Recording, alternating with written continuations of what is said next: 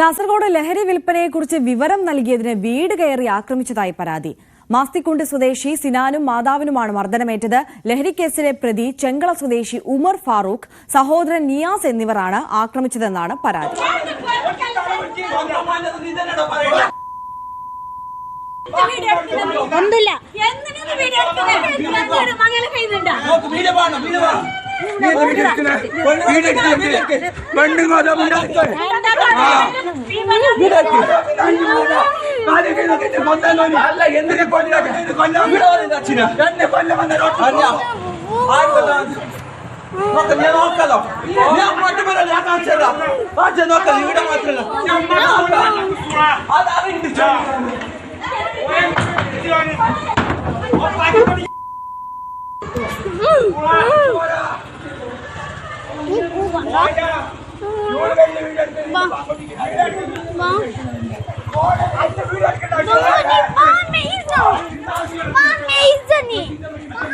ഞാൻ പുരന്ന് പള്ളിക്ക് പോകുന്നുണ്ട്.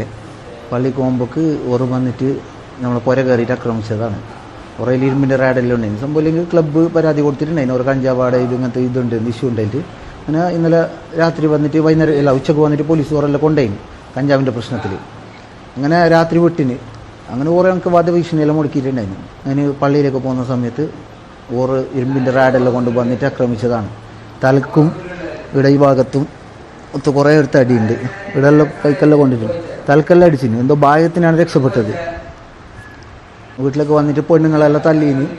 പെണ്ണുങ്ങളെ തല്ലീന്. കിടാവുണ്ടായിന്. കിടാവും ഭയങ്കര ഇതായിന്. കിടാവിനെ തള്ളിയിട്ട് അങ്ങോട്ട് കെട്ടിന്. ഫ്രീയായി അവിടെ നടക്കുന്നത്. കഴിഞ്ഞ വർഷം നടക്കുന്നുണ്ട്. അന്ന് കംപ്ലയിൻ്റ് ആക്കിയിട്ട് പോലീസെല്ലാം വന്നിട്ട് പോയതാണ്. അപ്രാവശ്യം ഉറ കെട്ടിയിട്ട് പിന്നെ പോലീസ് വന്നതുകൊണ്ട് അവർ നിർത്തിയിട്ടുണ്ടായിരുന്നു. ആ ഭാഗത്തൊന്നും ഉണ്ടായിരുന്നില്ല. ഇപ്പോൾ ഒരു 10-20 ദിവസമായിട്ട് അവിടെ ഭയങ്കര ആൾക്കാർ വരുന്ന ഇതിലുണ്ട്. ഇങ്ങനെ കംപ്ലയിൻ്റ് ആക്കിയതാണ്. ക്ലബ്ബ് മൊത്തത്തിൽ കംപ്ലയിൻ്റ് ആക്കിയതാണ്. ആ പിടിച്ചതിൻ്റെ പ്രതികാരമാണ് ഇന്നലെ അവർ വീട്ടിയത്. ഇതിപ്പോൾ ഇങ്ങനെയാണെങ്കിൽ നമുക്ക് ജീവിക്കാൻ പറ്റാത്തൊരു സാഹചര്യമാണ് അവിടെ ഉള്ളത് നിലവിൽ. കെ വി ബൈജു കൂടുതൽ വിവരങ്ങളുമായി കാസർഗോഡ് നിന്ന് ചേരുകയാണ്. ബൈജു, ഈ ലഹരിക്കെതിരായ പോരാട്ടം അത് സർക്കാർ സംവിധാനങ്ങളുടെ മാത്രം ഉത്തരവാദിത്തമല്ല, നമ്മുടെ സമൂഹത്തിലെ ഒന്നായ കൂട്ടായ പരിശ്രമം അതിന് വേണം.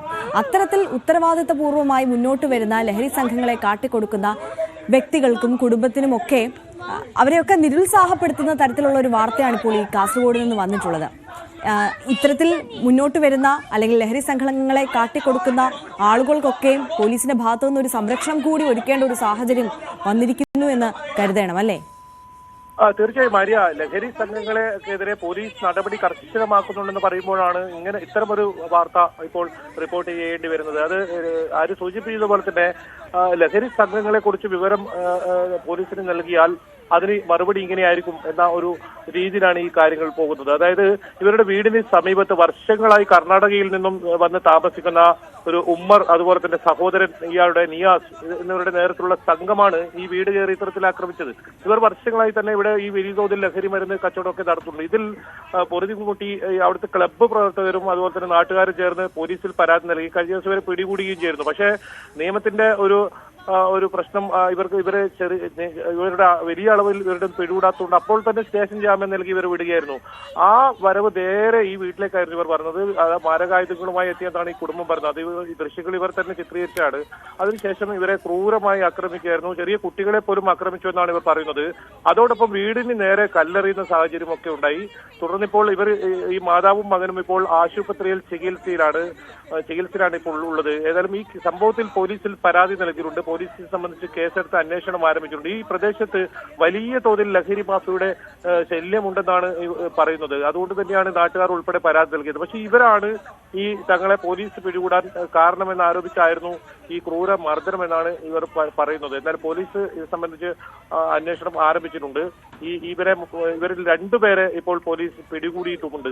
എന്നാൽ നേരിയ അളവിൽ ഈ ലഹരി പിടിച്ചാൽ അവർക്ക് സ്റ്റേഷൻ ജാമ്യം വിട്ട് നൽകുന്നു എന്നതിന്റെ ഒരു പ്രശ്നം തന്നെയാണ് ഈ സംഭവത്തിൽ നടന്നത്. അപ്പോൾ തന്നെ സ്റ്റേഷൻ ജാമ്യം നൽകി ഇവർ വരികയും ഇരുചക്ര വാഹനത്തിലാണ് ഇവരെത്തിയത്. അതിനുശേഷം ഈ വീട്ടിൽ വലിയ തോതിൽ സംഘർഷാവസ്ഥ ഉണ്ടാക്കുകയും വീട്ടിന് നേരെ കല്ലെറിയുകയും കുട്ടികളെയും ഇവരൊക്കെ ക്രൂരമായി ഉപദ്രവിക്കുകയും ഇരുമ്പ് ദണ്ടൊക്കെ ഉപയോഗിച്ചാണ് ഇവരെ ആക്രമിച്ചതെന്നാണ് പറയുന്നത്. അത്തരത്തിൽ വലിയ അതിക്രമമാണ് ഇപ്പോൾ ഇവിടെ നടന്നത്.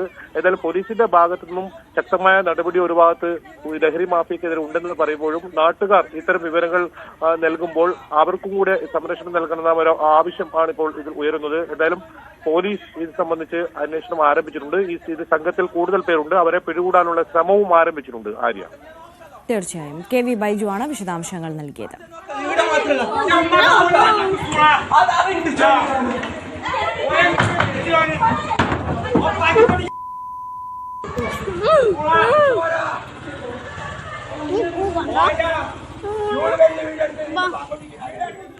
ലഹരി വിൽപ്പനക്കാരെ കുറിച്ച് വിവരം നൽകിയതിനാണ് ഈ കുടുംബത്തെ ആക്രമിച്ചിരിക്കുന്നത്. അതേ ലഹരി സംഘം തന്നെ ജാമ്യത്തിൽ ഇറങ്ങി വന്നതിനു ശേഷം.